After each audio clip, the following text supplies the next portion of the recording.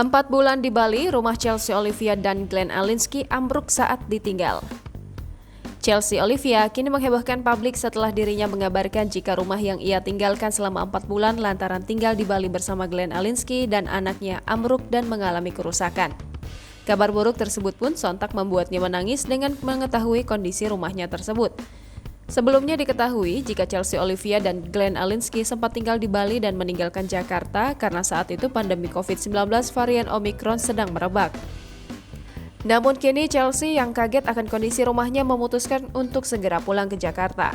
Dilansir dari akun Instagram pribadinya @ChelseaOlivia mengunggah beberapa potret dari rumahnya dan Glenn Alinsky di Jakarta yang ambruk lantaran ditinggal ke Bali selama 4 bulan lamanya. Dalam beberapa unggahan instastory-nya, Chelsea memperlihatkan kondisi dari rumahnya yang berantakan setelah plafon atap ambruk. Namun Chelsea tetap mengambil sisi positif dan bersyukur karena peristiwa itu tidak memakan korban jiwa.